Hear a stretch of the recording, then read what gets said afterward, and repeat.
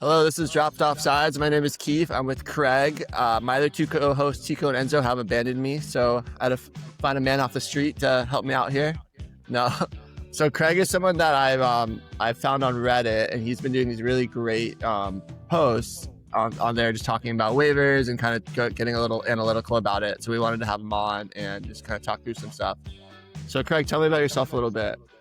Yeah, so I am originally from England, but I live in Columbus, Ohio. My background, I played football most all my life, basically. Was at a professional club called Russian and Diamonds, who don't no longer exist. Back in, they got up to League One and they had a lot of money issues and they kind of folded. And then ended up getting a football scholarship to the US back in 2010. So went and played at University of Kentucky for 2 years, and then transferred to Northern Kentucky University for 2 years. And in that time, I did a degree in mathematics and statistics, and then I ended up doing my master's at Miami, Ohio University in statistics, and then got a job at, at a bank doing analytics basically, and that's kind of what led me to Columbus. So yeah, I kind of kept moving north, continued to kind of been working with data basically since I was in school. So it's always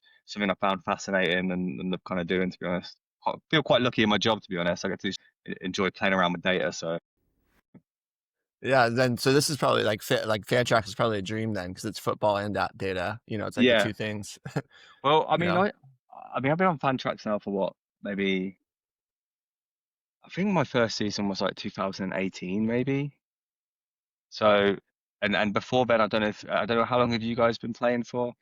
I think we've been playing Fantrax for close to 5 years, and Yeah. then before that, we were kind of on other things, but nothing really stuck like the way that Fantrax No, did it for us. didn't. Like, Did you guys yeah, play around with Togger at one point? no, we never did. That was something we've kind of heard about. Like that's obviously in the lore of fantasy, Fantrax and everything, but we never did it ourselves because that was Yeah, the original kind of scoring system, right? And yeah. yeah, Toggle was but it was a bit basic, but it was a bit more kind of probably a little bit more than the current fantasy Premier League draft system.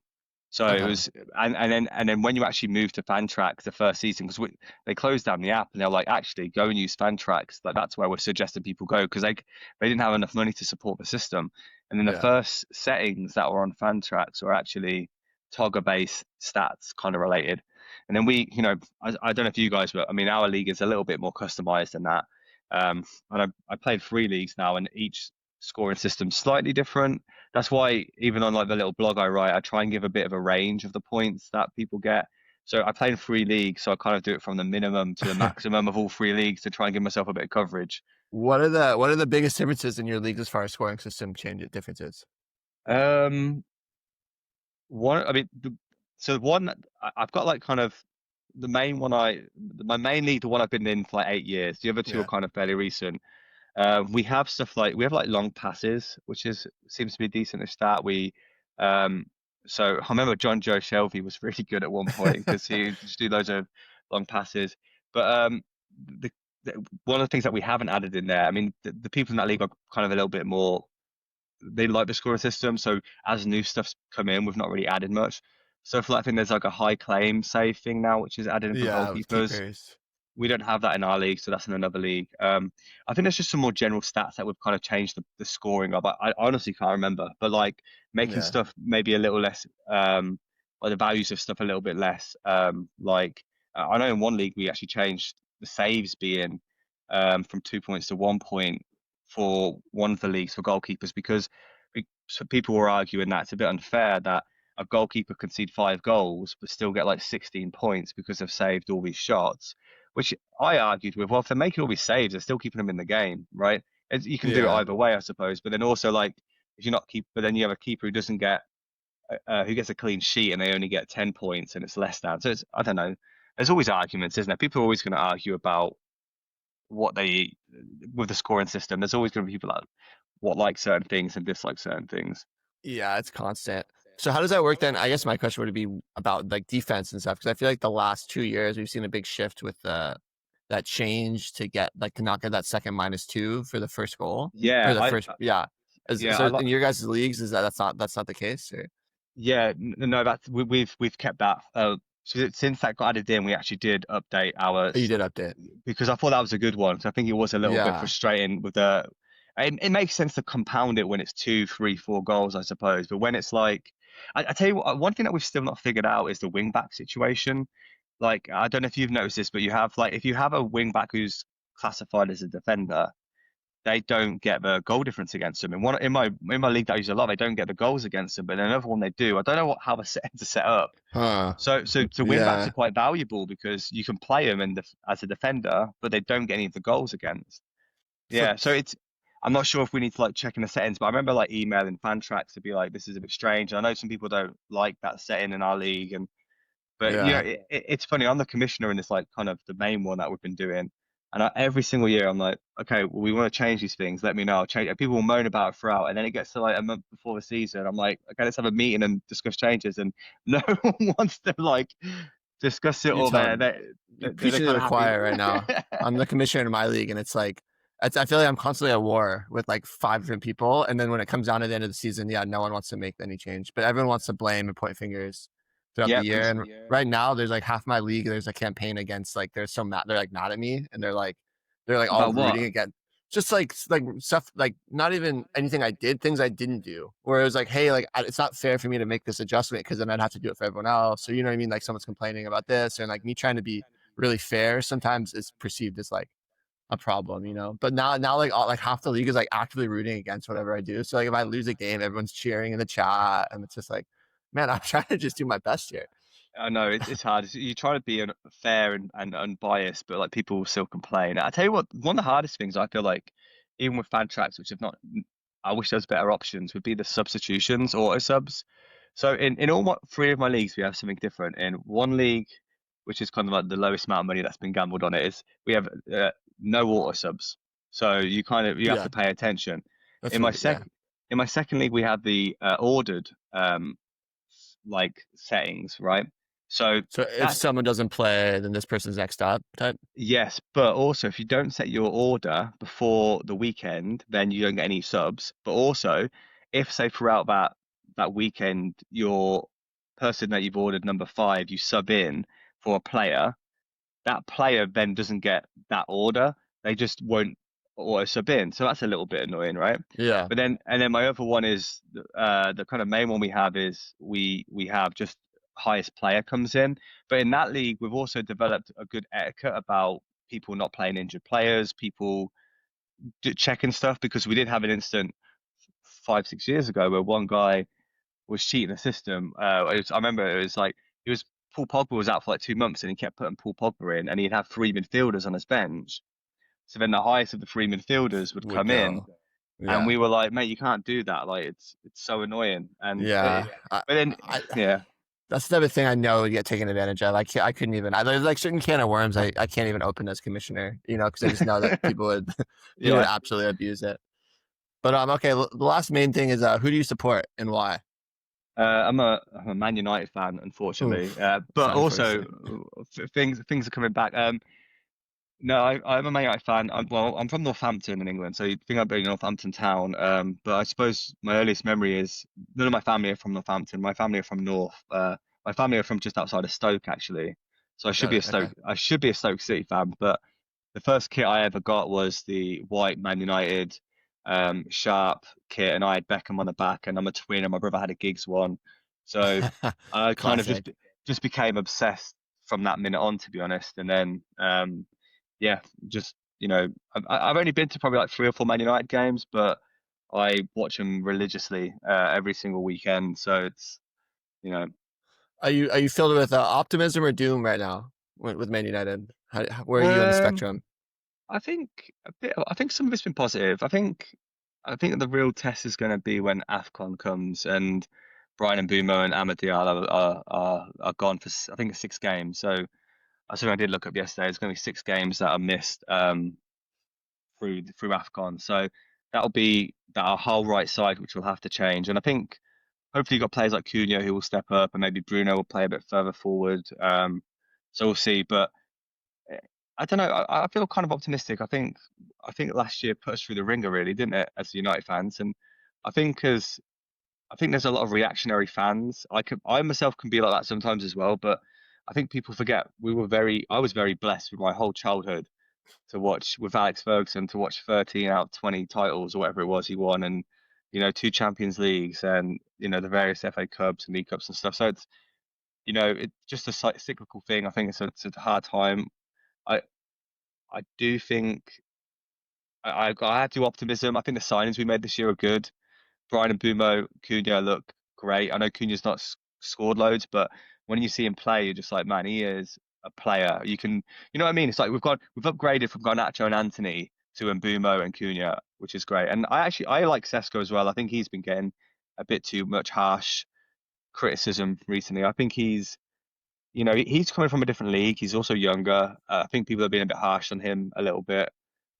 I think, I don't know if you remember the goal against Brighton the other week, but Sesko set it up and he had a really great first touch and then laid him in like a perfect ball. And I was like, that was just, when you see moments of quality like that and you're like, okay, he's got something about him. And Højlund just kind of, I think, did every United fans everyone was so frustrated with him last year because he just kept playing kind of a strange game where he was just in battles and fights and he wouldn't hold the ball up. He wouldn't was never in the right place.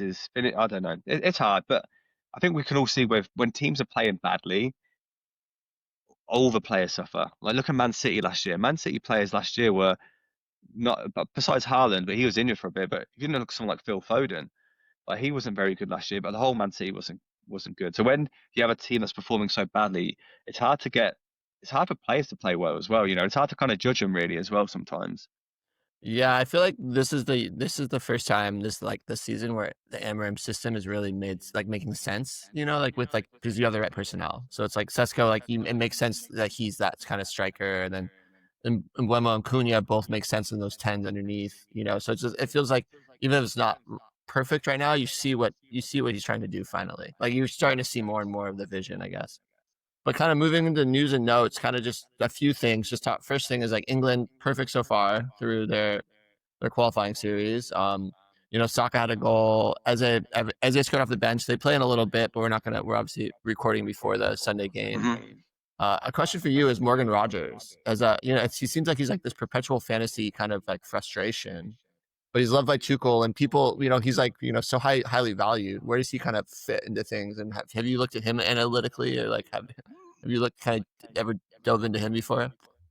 Most of that was I was kind of looking at him before like I did any of my drafts this year quite a lot, and I Yeah, was like, because I think he finished the season off last year pretty well, and I was like, I think he's gonna have a good good year this season, and I think again Villa started the season poorly, right? And I think the hard thing with Morgan Rogers as a fantasy player is and we noticed this last year, unless he scores or he assists, he doesn't, like you say, get a lot of those kind of like ghost points, which is kind of strange in a way because when you watch him play, he's got that kind of like Jude Bellingham dribbling, hasn't he? He's got that strength and that type really of like power smooth. about him.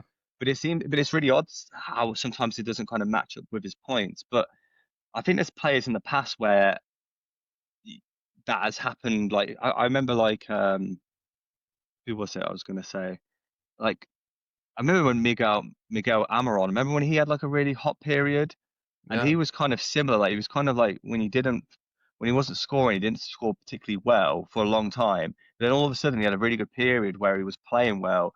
He was getting goal assists, but he's also getting some ghost points as well. But like it, I think I don't know. I think and same Jared Bowen as well. I feel like Jared Bowen was like that for a while, where he was only goals and assists and he wouldn't get too many points. But he's kind of almost like grown into this like role with West Ham as he's a man, and he seems to.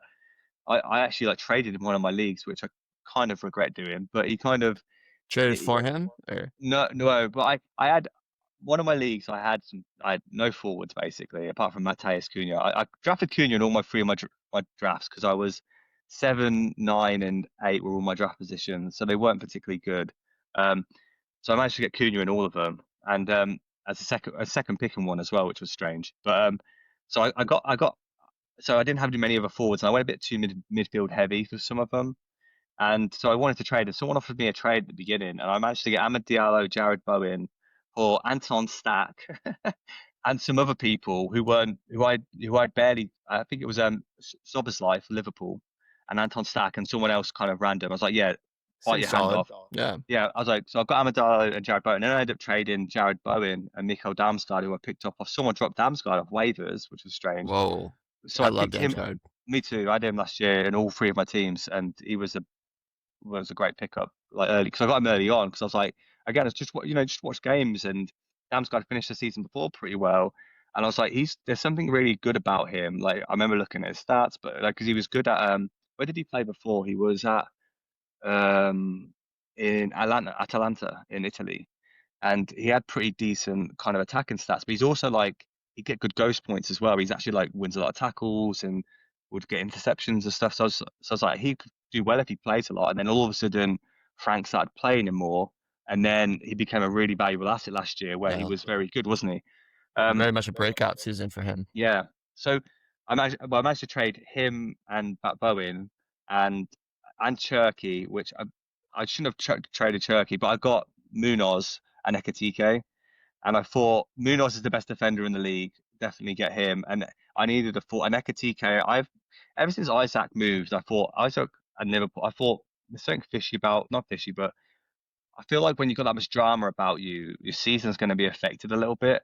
And Liverpool have been poor, and ever since I tried it, Ekatike, he's not been very good to be fair. So I probably got, but I think he will play more, especially with AFCON coming up.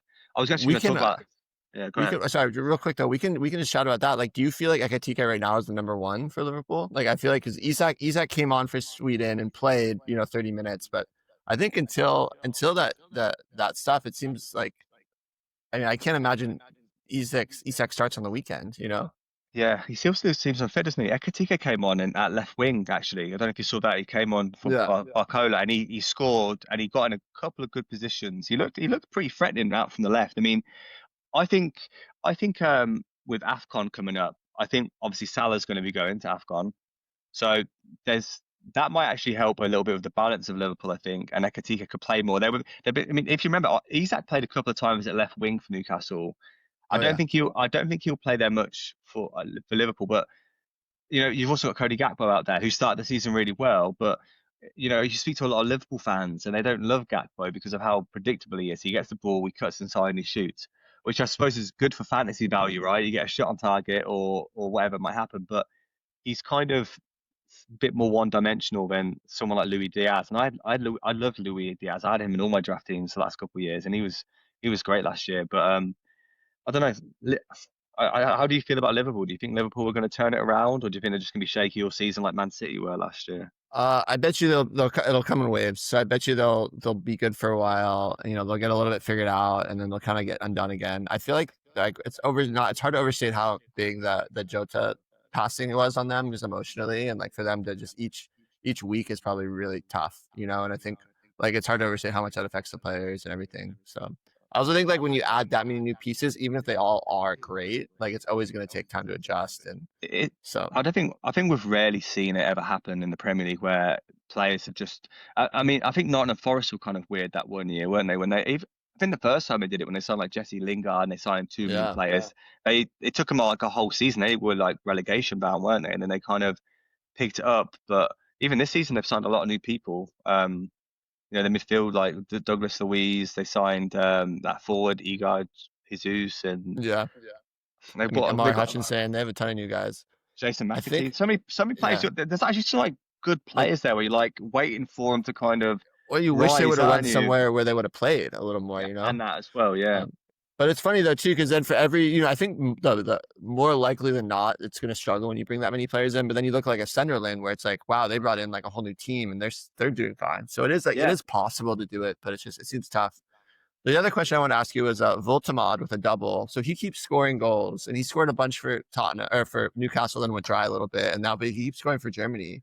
Do you feel like I think with him it's similar, where it's like his lack of ghosts is the concern. Have you kind of thought much about him? Yeah, he got bidded on quite a bit. I think he got bidded for in most of my leagues for quite a bit of money. I'll be honest with you, I didn't really know much about him before then. My friend who got him, he's won the league quite a few times, and he's Hold on, look who it is. Look, he decided to show up. You just woke up, dude. I did. My iPhone did an update over the night, but it didn't recover the information, so my alarm didn't go on. So like my iPhone's Oh gone. man. Yeah. Tico, So this is Craig. We're just chatting through some of the international games right now. hey, How's it Craig. going? Sorry, guys. Sorry. Yeah, no worries. But yeah, Walmart, I'm not sure. I mean, again, international football's different to Premier League football, and even European football, right? We're seeing that with a lot of players this year, but like Yeah. some players are performing well in the different settings. I do like Walmart though. He's got this kind of like Peter Crouch, like Yeah. touch to him, but he's like a good dribbler. He's, I think Newcastle play in a way where their actual wingers are, supplementary to the forward. Like Jacob Murphy, I think is if you're a forward, he's probably a great winger to have. He's always trying to cross it in. It's a shame, really. Someone like Trippier has lost his fantasy value this year. Like, remember a couple of years ago, Trippier was going like first 2 rounds in the draft, Oh, wasn't he? he was At he was least, like the highest scoring player 3 years ago, I think. right? In And all fantasy. it's funny. We had a draft. The draft after that, he got drafted. So whoever drafted second drafted him second, and it threw everyone's draft off because like Yeah, everyone was totally. expecting him to go like later in the first, second round, and everyone was like panicking, and it was quite funny. But yeah, I don't know. I like him. I think again Newcastle have struggled away from home this year, haven't they? I think at home they're still going to be good. They've got Man City this weekend coming up, Yeah, it's a tough Newcastle, Yeah. one. which and Newcastle and Man City are they're looking better, aren't they? They're kind of quietly going about their business. They look a bit more solid, but I still think when Newcastle are on their day and they've got, Tonali, Guimaraes, and Joe Linton in the midfield, they're like powerhouses, aren't they? And that could maybe overpower. Even at home, when they're at home, they're very difficult to kind of ignore and say, hey, they might not win this game because they even against Arsenal with 10 men, they were really good. So I don't know. You got the other players for Newcastle which have been inconsistent, which I think would help Walmart. Like Harvey Barnes was good in the last game. Gordon's been quite inconsistent Absent. since Yeah. since he started last season off really well, the first half, Yeah. if you remember, and then he got injured and really struggled to get back into the team. Alanga's been. I was going nowhere near Alanga. I had a feeling this would happen, if I'm being honest with you. I mean, coming from Man United, I was like, I've watched him play enough to be like, he's good, but he's not that good. First season at Forest, he was okay. Last season seemed like an outlier massively. Um, but again, Yeah. he might even with Sweden, he's struggled, hasn't he, to Yeah. really find a place there. I feel like we've seen what he's capable of in both ways, like from a positive and a negative. Like from a positive sense, it was last year with Forest, but from a negative, just kind of disappearing. Which we saw at United and Sweden. Yeah, I think with Voltemad, my thing is that like similar to Morgan Rogers, where he does things and he looks like he'd be scoring better. You know what I mean? Like some of the Mhm. some of his link up play and stuff, you're like, oh wow, like he's so involved in play, but none of it is just directly driving to points, I guess. So we'll see. I mean, I just feel like also part of it, hopefully, is that Newcastle's just been bad, and once they get better, once their form kind of picks up, that he'll kind of pick up in points as well. I guess the last little thing to talk about is just Erling Haaland, and it's just the two It's a more goals joke. for Norway, just the machine He's, that is. he's just a joke, isn't he? Yeah, He's just the most one of, if not the most clinical finisher in the world at the moment, isn't he? Him and Harry Kane really are, and yeah. and Mbappe, but them three are in terms of scoring are just up there, and it's terrifying if you're playing against them in your game week, isn't it? Every time Oh I my play god. Haaland, I'm like, please just have an off week.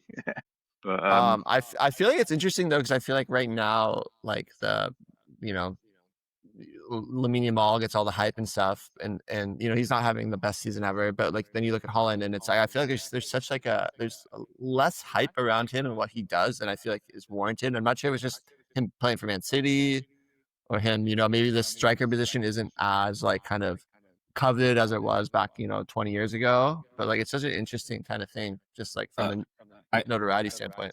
I think they look at his goals as boring goals. Boring yeah, goals. No. yeah, it's kind of similar like the whole when Ronaldo was, Pinaldo, tapping merchant kind of nickname he was given versus Messi, who plays obviously this, you watch Messi, he's like just this elegant, beautiful football player who's, everyone seems to think he's the best player in the world, right? And then Ronaldo, you got these two greats, right? But they're just slightly different in how they do things. Same with Haaland. Haaland is, when you actually like look at the stuff that he does so well, there's no one better. Like the way he makes runs. I saw some amazing stat the other day. I think in 108 games, he's been offside less than 20 times. That's And I crazy. think, Yeah. and it's something insane. And I think Alexander Isak had a good ratio as well, pretty good. But Mbappe was averaging at least one offside a game. And it's really funny because I saw some really stupid comments on it, and someone being like, "Hey, how can you be offside like every game?" And it's like, well, mate, if you play forward, and you play with people who don't play the ball when you want to play it, you're going to be offside. But it's also like the timing of everything shows you how impeccable his timing is because he's fast as well. Like you think he'd get caught off more, but he obviously uses it really well. And the way he peels off to the back post, I think his hold at play and his general link up play this year has been so much better as well. Yeah, absolutely. And I think that goes, people just think him as this big. Again, it's when you have people like the media, like Roy Keane, saying that like he wouldn't do well in league. What there was those kind of comments that was made. It does kind of paint a kind of picture about him, which is a little bit untrue, and people kind of when you watch him closely, like there's actually a really good football player there, and Yeah, 100%. that goal when he went through the other day, and you just know when he's going 1-on-1, he's going to score, don't you? Which is crazy. It's also, I think a lot of people forget how he played in Dortmund, which was a complete different style, how he would drop back and make the runs. And I saw an interview recently with Kyle Walker that it was one of those things on Instagram. Name a player who's faster than you, and then he said Haaland is faster than he is, and that's coming from Yeah, Kyle I Walker. saw that as well. Yeah, Which is insane. It's like in the long range, it's like no one's beating Haaland. And we talked about this before, Keith. As a defender, imagine Haaland is running towards you with those giant strides. You're screwed in whatever, one. 6'3", just so big. Yeah, you're done. I want to just quickly just touch on some of the injuries. I think the biggest news coming out of this week so far was Gabriel going down injured for Brazil, and then Calafiori having some issues or him going home. So now we're looking at the best defense in the league and potentially two of the players off that going down.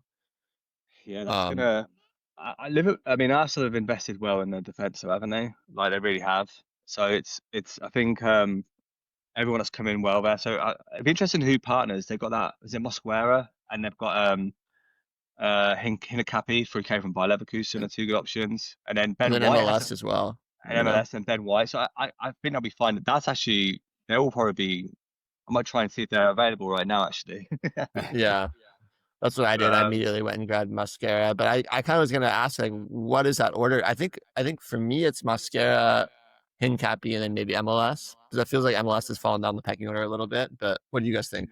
Did you know what the severity of the injuries were to those two? There's like that injury, like I forget which, it's a Twitter account that kind of looks at the video and kind of predicts what the injury is going to be, and they were thinking it could be because it was higher. It was like a groin injury, but it was higher up, so they think it could be 3 to 6 weeks. Oh wow! But it's hard to it's hard to know. But like if it's a grade, if it's like the lowest grade of injury, it'll be 2 to 3. And especially with the Christmas period coming up, that's actually quite a lot of football that he could miss, which again would offer a lot of value for those players. So yeah, I just traded for him, so this is really hurting me. Oh, that sucks. So, yeah. Did you say you gave up, Keith? No, I don't really want to talk about it. No, who did you give up? I traded Salah for Gabriel straight out. Oh, mate. Do you know well, what? It was yeah. I went into my whole logic for it, but a lot of it was about like the Arsenal defense being so good and Salah going away and Salah really underperforming. So it's like, a lot of that stuff is mute if he's not playing. It doesn't really matter. An injury is an injury. But so I created this Fantrax data dashboard based on I collected data for the last 5 years of all my seasons, all the players' final scores. And I've got this like drafting tool so you can use it to draft, right?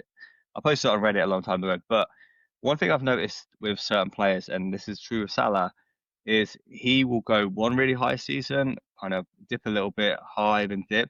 And I had him the last AFCON season, and when he came back from AFCON, he struggled in getting hurt. Yeah. And I remember he still was obviously a good player. Still gets I think over 400 points for the season, but he's not getting that 500, 600. I mean, it's very, very hard to maintain what he did last year. Last year was exactly an outlier season for any player, really, wasn't it? Like that amount of goals and assists in the league. I understand your logic for doing it. It's just especially because when he's not getting anything, he's getting around 0 points, isn't he? That's what was killing me, and I just felt like I felt like it would like this. And it seems like there's such a trend towards defenders scoring really high this year, and the way Arsenal's defense was, it made sense in my head, and maybe it'll still pay off, depending on this injury. But we don't need to go too long on this. I want to briefly touch on AFCON and a little bit of AFCON prep. I think like always it was Salah was the big one, but now it's like you've kind of been missing Salah already this season, so it's probably like Embuemo, and it's probably the biggest AFCON miss. Yeah, definitely. I think he'll. I think not. I don't think that's just going to affect like people who own like Embuemo, but also people who probably own Man United players, right? He takes all the set pieces. He's been integral to the attack. I mean, same with all times when people got absent. It's like who's going to step up? Mason Mount is probably going to get more minutes now. So and I imagine as well what we're going to see is maybe Dorgu play left wing back and Dallo at right wing back, or Mazraoui.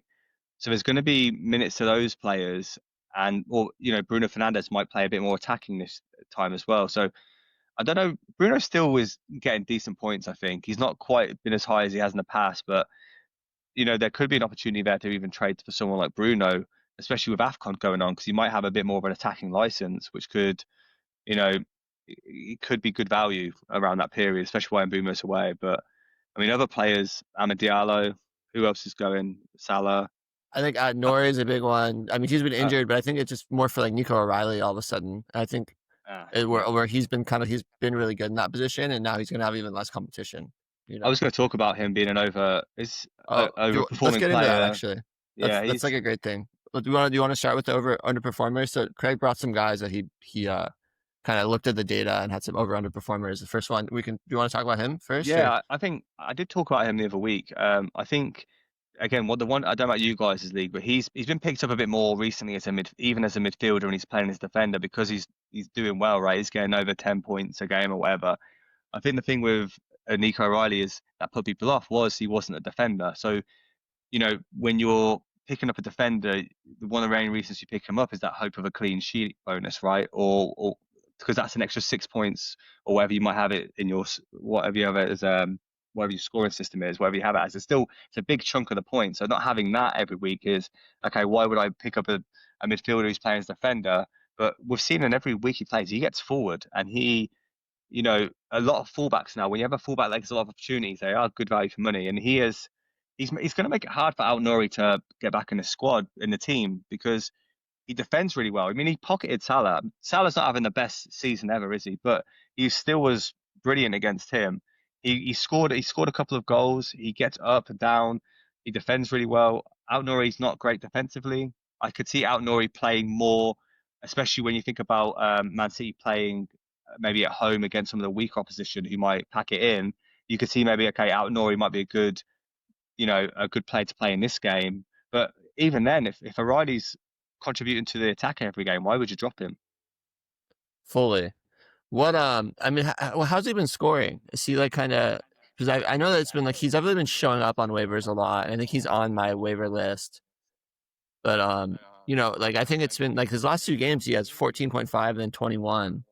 Yeah. That's with he had an assist and then a goal.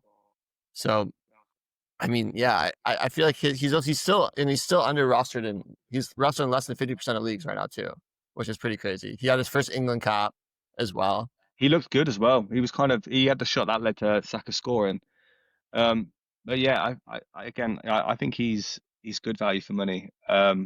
Especially, and it's going to be difficult with Aït-Nouri coming back. There might be that risk of him not playing, but it also, let's say Aït-Nouri's going to be going away for AFCON, right? So he's definitely going to play a lot in that period. And the fact that he's young means he's probably not going to be rested or get burnt out. It's amazing, really, because Rico Lewis kind of blew on the scene a couple of years ago, but he never really. He was very. He didn't look like he has a physique to last in the Premier League. Lightweight, right? He looked at, whereas O'Reilly's a big lad, isn't he? It's mad to think that he's only like 19 years old or something. He is a big boy. But no, I like him. I think he's been overperforming. Other players players that I've put down here who have probably all been drafted. I mean, Declan Rice has been brilliant this year. I think I'm happy I drafted him in one of my teams. I had the first week when I the first game week I drafted him, he got an assist against United, and that's all he did. And I remember I was gutted because someone got Reijnders, and I was going to plan to get him after. And I was like, oh man, I should have got Reijnders after that first week. And then ever since then, Rice is just like almost every week you think he's going to get an assist because he's just all the corners that are scoring. So he's been very kind of overperforming. But even if you looked at last year, like he is one of those players that was getting more and more license going forward as a box midfielder. So you kind of could see the writing on the wall, and especially with them signing Zubimendi, it's given a lot more for Rice. I mean, Rice he's brilliant. He really is that great box-to-box midfielder outlet that you kind of want, and also great for fantasy because he does contribute at both ends. So he's been good. Igor Thiago, again, I'll be honest, I was kind of put off with him. I think there was a lot of people who didn't know if he was going to be great this year, but he's, again, shows you how important confidence is and form. Like once he got the goal early on in the season, it shows you that he's kind of not stopped, and he looks a handful, doesn't he? And he's looked to have made kind of good chemistry with like the other Brentford attackers. So he seems to be overperforming. Don't know how long that will last. I mean, if you look at someone like even like Semenyo, right? He started off the season really, really well, but he's dropped off a little bit last couple of games. Bournemouth have had a hard couple of games of fixtures, I feel like, but they've got a good. I think they've got good like 5 or 6 games coming up now, Bournemouth. So you'd imagine he'd get back on there. But last season as well, he started the season really, really well, and then he kind of taped off for a middle period and then came back again. But I liked him. Jurrien Timber has been doing very well as a overperforming defender. Yankuba Minter, not got loads of goals and assists, but he seems to get really good ghost points. He gets a lot of crosses. He's obviously a great dribbler, so that helps. And then I think one goalkeeper that stood out is Robin Rose for Sunderland. Like he's not only just making like loads of saves, but Sunderland have been doing well as well. And he's actually a goalkeeper where I feel like there was a strategy before where you could I've done it before, where you pick up a goalkeeper every week if you've not got a true choice. Whereas he's getting over I think his average is like 12, 15 points a game, somewhere in that range, like, which is for a goalkeeper is massive, right? Like you're usually hoping that your goalkeeper gets somewhere between 6 and 10 points, and you're like, that's okay. But if he's getting like 12 points plus every week, that's a massive asset. It's kind of like how Flecken was last year. It's almost like you're benefiting from a team that's overperforming, and then a keeper that's also busy. It's like that combo is really, really good. I want to go back quickly. So Igor Thiago, I think one of the things that's really good about him is obviously he's been scoring goals, and it's really nice. But what's also great is that for a forward, his ghost points, he gets like 7.1 ghost points per start too, which is like for a striker is great. That's really elite ghost point numbers. And so topping that with the fact that he's all of a sudden getting all these goals and assists, or goals mostly, is like, so he suddenly is burst onto the scene. And it's amazing with Declan Rice that he's the number one in standard scoring. He's the number one midfielder right now. Really? Yeah, which is, I mean, you think about, all these great attacking midfielders that are in the league, and the fact that Declan Rice is there is just a testament to how good he's been. Yeah, he's really kind of evolved this game, and I think he's only going to keep continuing to be honest. I mean, he's starting to add a few goals to his game as well, and I think that will continue. And we're still waiting on that the free kick goal this year, right? It seems like he has a few in his locker. I know. Yeah, I'm hoping so. I mean, it'd be great if he could do that for England at the World Cup next year. That would be nice. Yeah, maybe saving him up. So so I think you listed some really good names. Of those names, who do you think would be like your biggest like trade target? You think is like a Minta, or like, obviously Rice is so tough, but like who do you think's like maybe one that you'd look at and be like, this guy's maybe like not, his numbers aren't quite as good, but he's doing all the things maybe, and could be a great person to go after. It's interesting with trading because you just have to do it at the right moment. I've seen people in the draft EPL fantasy that are ready to drop Semenyo or trade Semenyo. So like people could, he could be, if he has another bad, an off week, there's opportunities there, isn't it? It's whether you believe when they're going to pick it up again. But I think Minter is a good option. He's not had the most scoring stats, but you could, again, be getting loads of ghost points, so he would be a good option. I didn't, for some of my trade targets I wrote down, they weren't necessarily some of the overperforming players. I think like Igor Thiago, again, I don't think people are going to give him up right now because he's playing so well. I don't know. What do you guys think? Who would you? Man, I mean, I think that shot up Bruno Fernandes is actually a really good one. because I think people draft him expecting him to be a certain way, and obviously he's doing great. He's like, I think he's the 10th ranked player overall, but maybe he's just not delivering at the level that people maybe have anticipated for him in the past. So I think there's something there, which is really good. I think Um, I would stick to Man U, but I would go after Cunha. Obviously, he's been very big That's a good one. underperforming, especially with the AFCON coming up, players going, and also Sesko. We don't know what the situation is, so I think he might have a bigger role in the next coming like month or two, at least until like start of the new year. So that's someone who else. What was he going? Top first 2 rounds, very underperforming so early. So first, that's end of the first. Yeah. Sesko's I think he got injured. I'm not sure how bad it is, but he did pick up a bit of an injury. So, but hopefully that's not too bad, because you're like, right, like if with AFCON coming up, he'll play a lot more, you'd hope. And it's also, players need games to get in a groove and to get goals, especially as a forward. It's hard if you're in and out to kind of get that consistency. The two players that I wrote down, which might be a bit controversial, I thought could be good trade targets, would be Florian Wirtz. And hear me out, he's not been great this season, but I've seen people willing to drop him, and he was going top 2 drafts this year. And I feel like it would hurt your soul a little bit if you're gonna have to drop someone who's one of your first 2 draft picks, right? So I think with Salah going to AFCON, and maybe as soon as Liverpool pick up a perform, Wirtz can maybe find his groove, he could be a good asset. So you could be traded for someone like Wirtz with, I don't know, I'm trying to think of a player who, like someone like Damsgaard, for example, right? Who has constant good fantasy value, but maybe you have other 3 or 4 other midfielders that are of similar value. You're like, okay, maybe if I could offer it, attempt offer would be him for Wirtz, and then Wirtz ends up being really good in this next period. He ends up being like a really good trade option. Again, a bit more risky. I like Phil Foden as a trade target as well. I think he's starting to look like himself.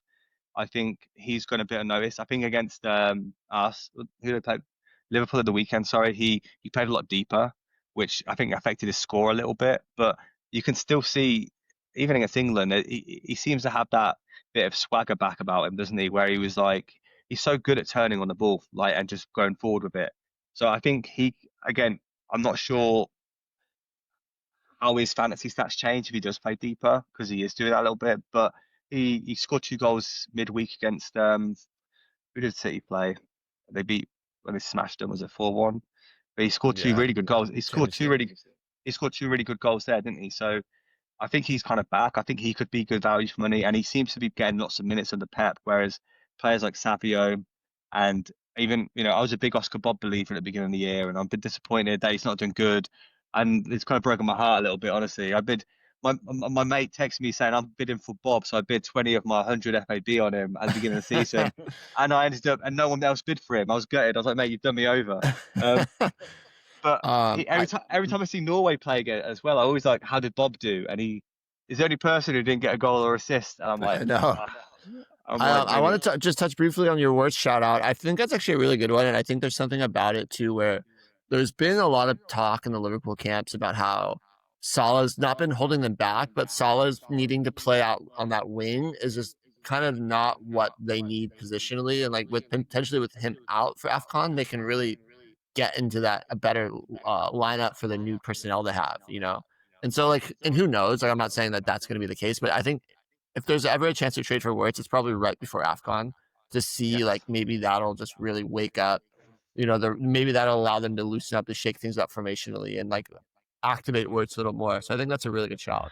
And I think especially if you can afford, if you've got three to 4 other midfielders that are confidently starting all the time and bringing you good value, I think that's I think it's worth a risk, because I think ultimately in your team you want at least 3 solid midfielders, at least 2. It's kind of lottery pick guys, like those last guys. And then to your Foden shout out, I think it's like, Foden's looked so much better. I think the rub with him is always just the same rub with Pep, where it's just like, so it's like 1 week Pep loves you and you're the king of the world, and then the next week you're not going to play for a month. It's just like always so tough to know where that's going to shake out. And I think other than Holland, I don't know if anyone's like fully guaranteed a spot on that team. Even Doku's, he had a couple of games. Been much better. He had a couple of games He was. I mean, he was unplayable, wasn't he, against Arsenal? I He mean, was unreal. Yeah. unbelievable. I hated that I was playing against one guy who he was. I think he had like a 50, 60 point deficit against me going into a last game, and he had Doku, and I was like, please take Doku off, please. Like, and he ended up Gave you a heart attack, huh? he ended up not catching me up, but still, I was like, take him off. But he's not. Again, Doku is that game almost. He's had two really good games this year, two or three really good games, and the other games he's not been as sharp. But if he can show some consistency like that, he's going to be like a top 5 pick next year, isn't he? Like if he does Yeah, that I mean, if more he maintains frequently. this, yeah, and that's gonna be one of those ones where it's gonna be such a risk reward because you just never know. He's like, it's like, would you rather have a guy who can do that and score that many points, or someone is going to get you X, Y? And that becomes one of those like big like philosophical draft questions. And I also think the frustrating thing about drafting like a Doku or any of the City wingers is if you draft someone like Doku early in the first round, let's say top 5, I feel like later on in the draft, you have to handicap it by drafting another Man City player, like maybe Foden or Savio, just to be on which kind of like impacts your draft as well. But the potential for Doku to have those like 20 plus point games is like very, very high, especially with Haaland scoring the way he is scoring. It is interesting. There's definitely a Man City tactic to draft in. It's like you can't just have one, you need to have like two. And then it's great when both players play, but then it's like also hurtful when they both don't play, isn't it? So Yeah. I've Reinders and Savio in one league, and it's like it was kind of okay for a little while, and now it's just not great. It's like really bad. You know what I mean? Savio was dropped in one of my leagues, and I'm tempted Yeah. to pick him up, but he's also, again, it's hard, isn't it? Like Reijnders as well. I don't think I'll drop Reijnders, but it's hard to know how he's going to come back because that first game against Wolves, he was unbelievable. Like when just the passes he was doing and the way he was running, and I'm like, yeah, what? it's such a strong runner. I don't know.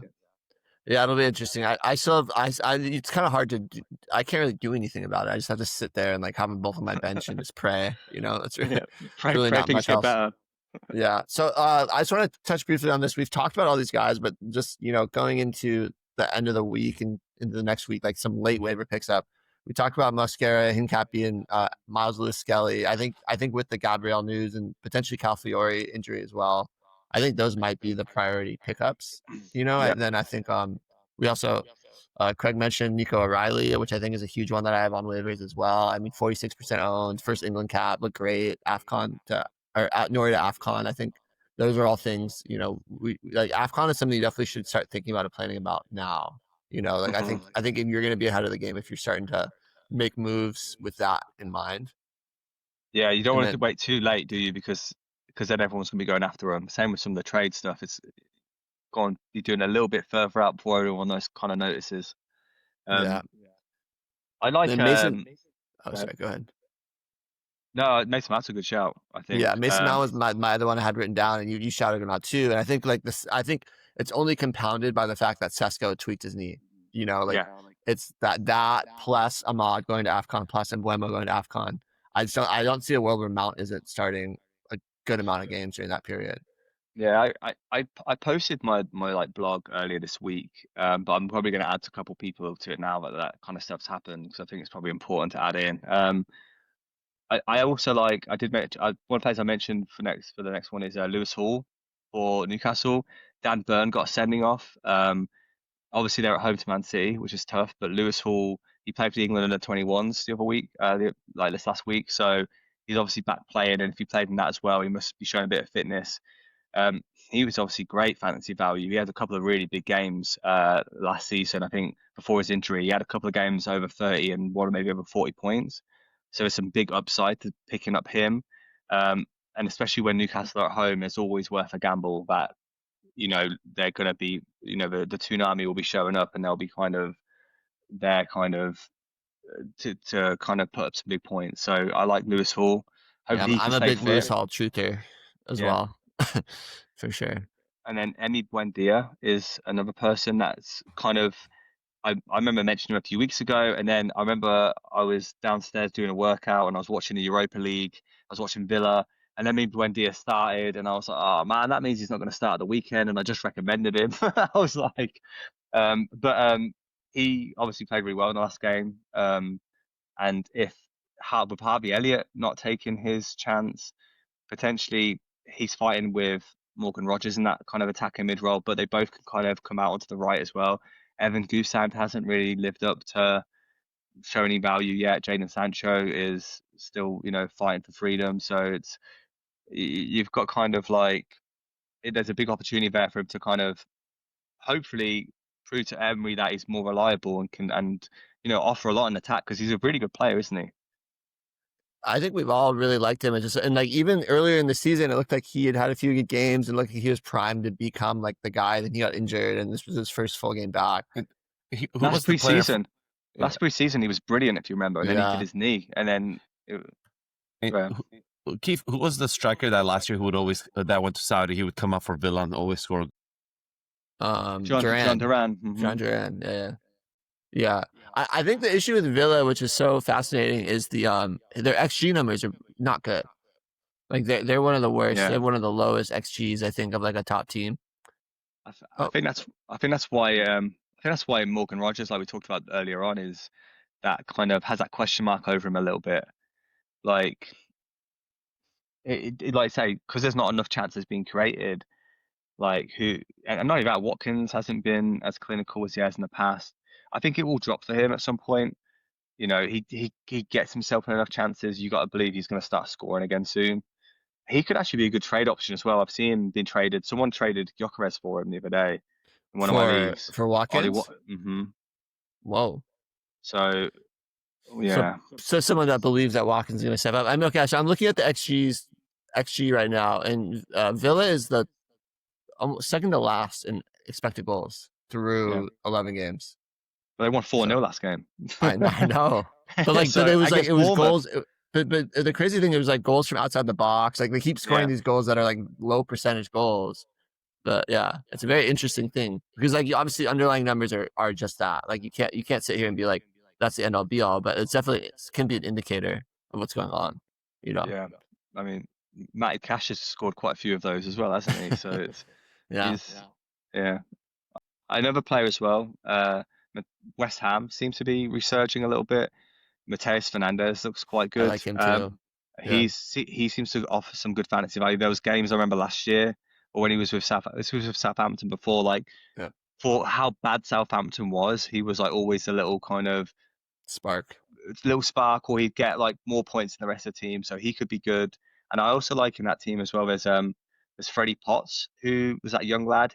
He kind of came out of nowhere, and he put up a pretty good haul, I think, on like nearly 10 points. He got injured after 60 minutes, and he had a goal disallowed the week before. So he looks like he could be, again, he's a bit more unknown. We don't know much about him. It's a bit hard to kind of say how consistent he's going to be, but he could be good. And then also Somerville is still lowly owned. And I think he obviously had a really good season at Leeds in the Championship, but we're still yet to see that in the Premier League. I think you can kind of write off almost anything that happened under Potter was bad. So if Nuno is going to keep playing Somerville, and West Ham keep kind of growing into some good form and some good kind of play, he could be a good pickup, Somerville, I think, as well. But again, he's only had that one game where he got a couple of assists or one assist, so he's still yet to kind of prove if he's going to be reliable or not. Yeah, I like that shot. I've kind of been like gambling on West Ham players a little bit too for that same reason. I think Nuno is just a good coach, and he's going to go in and he's already kind of made some changes, and it looks good. I think Fernandes is a really good shot. I've been picking him up where I can. I think he's like, we've talked about guys like this, but guys that just like pass the eye test. Like you watch him play and you're like, this guy's a good player, and like it's starting to show in the points too. I think, which is a really good sign, especially with like the new manager and everything. So yeah, it's a really good one. It's amazing how just watching football sometimes and just saying, oh, he's a really good player, and it does translate sometimes. Like not all the time. Like Morgan Rogers, on the other hand, doesn't transfer certain well. Exactly. But Mateus Fernandes is like, there's something about him. And he looks you kind of see it. And also, if you look at like you said about Nuno, like if you look at his Forest team, he had Alanga and Hudson-Odoi as the wingers. Now you've got Somerville and Jared Bowen, and then also Morgan Gibbs-White in the middle. Mateus Fernandes might take on that role. So he did get a lot out of those front three players. And then obviously, I don't think Callum Wilson's going to be like Wood, but hey, Wood, no one was expecting Wood to score 15 odd goals last year. So maybe Callum Wilson will this year. I don't think so, but I don't know what's happened with Fulkrug as well. He's still hurt, isn't he? He's still floating around. I think he's coming back from injury. But like, what? Wilson got a goal last game. I think he scored close to 20 points. So he's a good player. He's just hurt all the time. Like he's generally a good player. Yeah, I mean, he was playing for England for a while. He's totally like, it's the quality's there. All right, so I think we kind of covered a good amount. I think I would just want to chat briefly. Don't need to go through every game, just touching on some of the game week 12 matchups, kind of going into it. I think the big game of the week is probably Arsenal-Tottenham. And it'll be interesting with like Gabriel injury and potentially Calafiori injury. I wonder if that is going to change like the odds or change where people are looking, because it's like that Arsenal defense has been kind of the showpiece for them. And without that, I mean, are you even more interested in Tottenham attacking players, or their attack has been so kind of sturgid that it's like I don't even know if it changes that much for me. Like I feel like the depth for Arsenal on defense is so good. Like does it really shift that much? You know, I'm still don't know if I'm going to drop Mwani or not. I've had him for a while and he's just been disappointing. So Tottenham attackers in general, apart from Kudos, really. Like I know a lot of people. Someone bid 90% of their FAB on Xavi Simons, and he's not been great, has he? So I mean, Enzo did that too. Yeah, 100%. Enzo did 100% of his fab. Yeah. So it's kind of I don't know. Tottenham are a weird one. They've been kind of weirdly good away from home this year and not as good as at home. This fixture always has had goals in the past.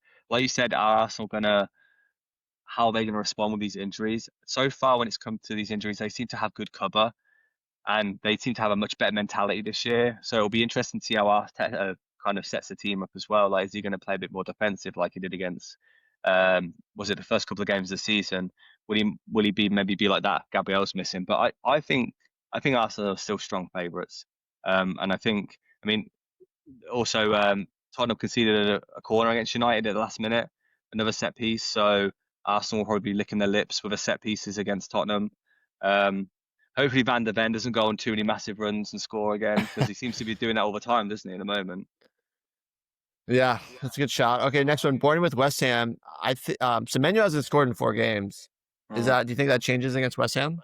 Do you think I feel like we're even when he hasn't scored, he's looked really good. So I'm not like necessarily concerned about him in general, but I do think he definitely needs to be getting goals to be maintaining his kind of spot on that top forward list. Yeah, I think he'll come back. I think as good as West Ham have been, Bournemouth have been really good at home this year. So I'd be surprised. I think there will be goals in this game.